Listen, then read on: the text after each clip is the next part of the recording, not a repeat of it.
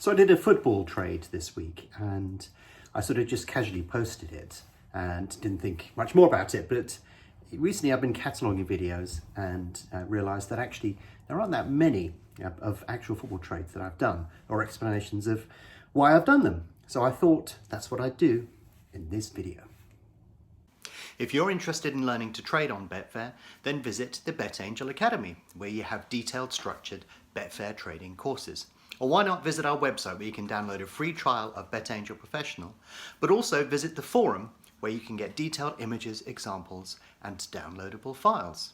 And don't forget to subscribe to our YouTube channel and click on the bell icon if you want notification of new videos as they're released. So I did a little trade this week. It actually broke some of my rules, but the opportunity was too good to miss.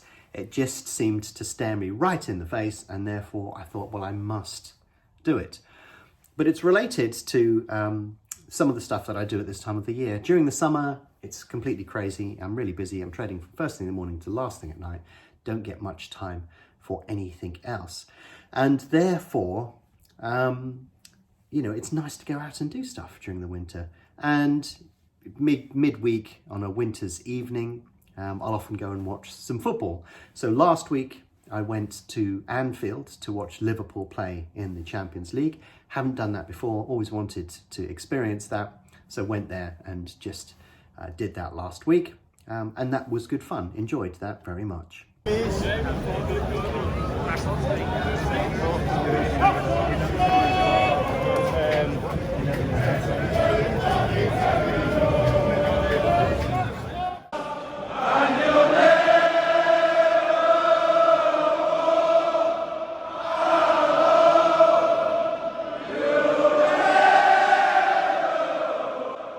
And then for a complete contrast, this week I went to watch Southampton v Norwich. A slight contrast in quality in terms of what I was seeing on the pitch.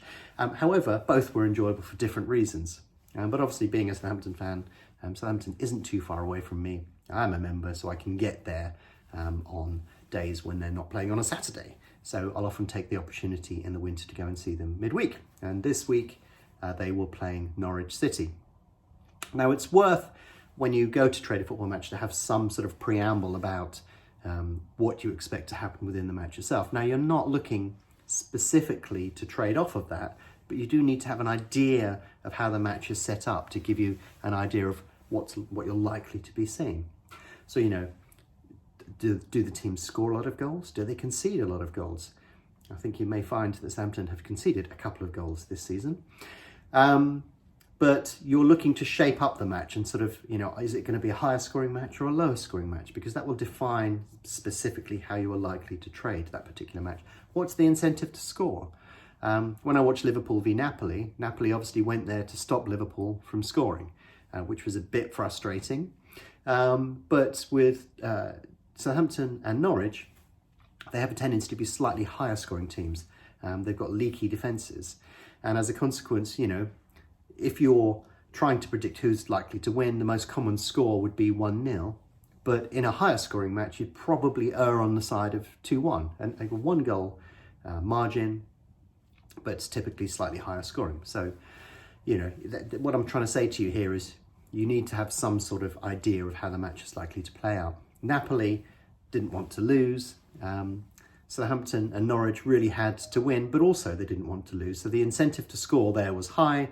The incentive for Napoli to score wasn't particularly high. They were just going to try and shut out Liverpool and catch them on the break, which is exactly what they did, much to the frustration of the Liverpool fans. So yeah, you know, when you look at a match, try and have some sort of preamble, some idea of the direction in which you're going to go and how the match may play out, because that will influence how you effectively trade it. I have done videos on predicting the number of goals and other things within matches and how that will define the way that the match is likely to play out. So watch some of those if you want to understand some more detailed analysis on that side of things. But anyhow, I went to watch Southampton, was really hoping that they would win. And this is where I broke my own rules, because I would definitely say to you, never trade on your own team, because I used the word hope there. And the fact is, when you're trading, you have to use rationale, not emotion. When emotion comes into the mix, whether you're trading, betting or anything, it messes the whole thing up. So You know, you have to trade what you see, not what you feel. And therefore, if you do trade what you feel, then things are going to go wrong.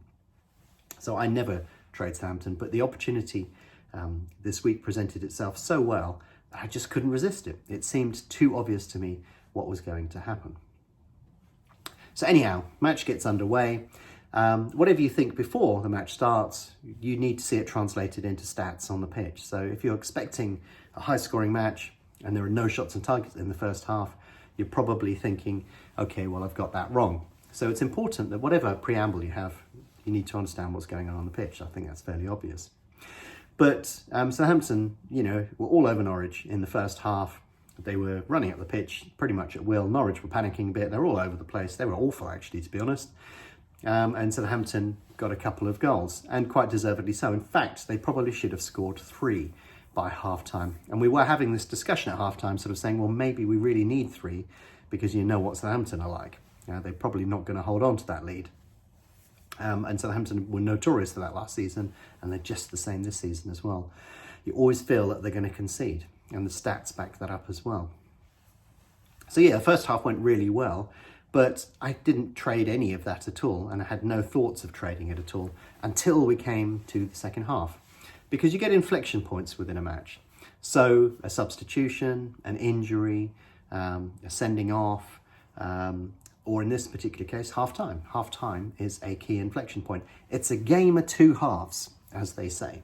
And it's really true. If you speak to any coach, any manager, or any player, the half-time is an opportunity to pivot. You know, whatever's happened in the first half, bury that and say, right, let's focus on what we're going to do in the second half. And you will see that very frequently. Teams that go 4-0 up at half-time very often don't win 8-0 or 3. You know, the two don't translate directly. And that is because they get an opportunity to reorganise at half-time. So I was sat there waiting for the second half to start, thinking, I wonder if they're going to change anything within the teams. So Southampton trotted out, no changes. Norwich trotted out, 2 midfielders have been swapped out. So that signalled an intent that they were going to try and chase this game. At the end of the day, they really would have liked to have won the game, but they definitely didn't want to lose it. So they may as well go for it, 2-0 down. So those 2 changes started to make me think about whether Southampton were going to come under pressure in the second half. If you look at their momentum in the first half, the momentum was very favourable to them and very unfavourable to Norwich. So would these 2 changes make a difference? And within a few minutes of the second half, you knew immediately that they were, because Norwich were all over Southampton. And suddenly it was Southampton that didn't know what they were trying to do. So, if we compare the first half momentum and you can see Southampton on the top here being fairly dominant, with the second half momentum, you can see that Norwich were particularly dominant. You can see how those substitutions and the incentive to score changed dramatically over those 2 particular halves. But if you're watching the match, you could pick up on that straight away. You could tell within the first 5 minutes of the second half that it had all changed. And that, in fact, Southampton were probably going to have to change something to try and counteract that. They did eventually, but it took them until 70 minutes to make that change, which I thought was a bit late. You would have thought they would have made that change earlier. Seemed to hang on a little bit too long for my liking in terms of the opportunity to nullify those 2 midfielder changes that Norwich made. But this is where things started to get interesting for me, because I saw the change in personnel. I saw the way that Norwich started the second half, and I'm thinking, okay, here, you know, we're in trouble here. Unless if we change something around, it looks like Norwich are likely to score. Now, I have got some stats on here, because if we actually look, it's not good enough to just go in and say, you know, a team are 2-0 up, let's lay them and wait for the other team to score. That's generally not good enough. You do that, if you do anything at random when you're trading, you're going to get random results. They have to have a little bit more thought and process in terms of what you're trying to do. So if we looked at the 2 momentum, which we did a little while ago, you could see that it was shifting. If you were watching the match, you could see it shifting right in front of your eyes. But also, if you look at things like XG, this gave you confirmation that was happening as well. And in fact, I think XG understated this at the beginning of the second half, because Norwich came right out of the blocks, and the fact that they didn't register a shot on XG didn't represent the momentum shift that had taken place within the match.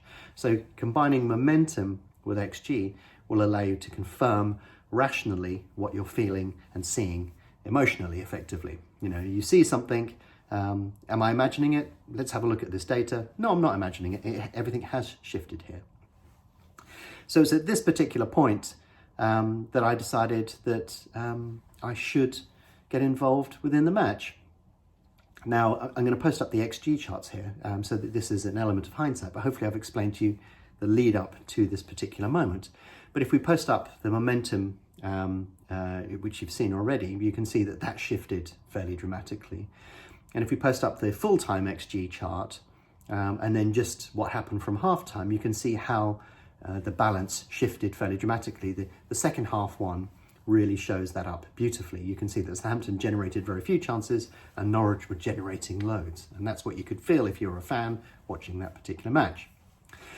Now, as a fan, I never trade my own team, he says, but the shift was so stark for me that I just thought, I can't resist this. So I went onto my phone, placed a trade, and opened a position against Southampton. Sacrilege, I hear you say, but if you were there or you were watching this match, you would have known exactly what was going through my head. Because what I was trying to say here is, okay, we open the trade. I opened the trade at 106. I'll show you the complete trade in a second. And what I was saying here is, by laying Southampton at 106, I'm giving myself a big window of opportunity here if Norwich score. So go in at 106. If they score immediately, I'll be able to get out at 1.3. And if they don't score immediately, then maybe it'll be 125, 120, 115, 110. That curve will gradually slope down until such time as we get towards the end of the match when a goal wouldn't make that much difference to the price. But you could see there that that's how I was framing the trade. I was basically saying my upside is potentially 30, my maximum downside is potentially 6. So I'm looking at a 1 in 4, 1 in 5 chance of basically pulling this trade off. I'm saying if I go into the match and I lay a certain amount at 106, inside this particular window, then if a goal occurs within inside that window, then that is when my payoff is going to come. And it may not happen in this particular match. It may not happen in the next match, but in the third match, I will probably get that. So it's the aggregation of being able to do this on a regular basis that will see the payoff get delivered to me. So it's perfectly possible that nothing may have happened, but the shift in momentum that I saw led me into this particular trade because I'm saying, well, I think Norwich are going to score and they're probably going to score within inside the next 30 minutes or so. And if they do, then I'm going to get a payoff. But if they don't, I'm just going to have to go, oh, well, next time there'll be another match along in a minute that displays similar characteristics. So that's how I framed the trade. A certain period of time, a defined loss, a defined profit. And then I just had to sit and wait for that goal to go in. So it's funny when you do that, and I hate it when you do it on your own team, which I recommend you don't do anyway. But when that goal went in, it was like, oh my God, I was waiting for this to happen. But at the same time, I was thinking, well, at least I got a bit of money. So yeah, here's the trade in its full glory. I basically went in at 106, and you can see the exit position that I got out of and the amount of money that I made. So when you see, it's funny because when you post up images, you look at those numbers on the right-hand side of that image, it's quite a big number. But in fact, the amount of risk that I was taking was relatively small. It's just that the number looks large in order to get a larger number out at the other end. But of course, the payoff is pretty decent in the overall scheme of things. And it's more reflective on the risk that you take going into the trade and that payoff. It's not the stake. When you're trading, the stake, as long as you're looking after your capital, you shouldn't worry too much about the stake itself. It's more about the risk that you're taking within the individual trade. But yeah, as it turned out, I laid Southampton at 106, waited a shorter period of time, and then the goal came, the sort of inevitable goal. And you could feel the tension in the crowd. It was quite funny, actually. Well, I say funny, it's never enjoyable. But the crowd was transmitting that tension onto the pitch and through the TV cameras. You could just feel it.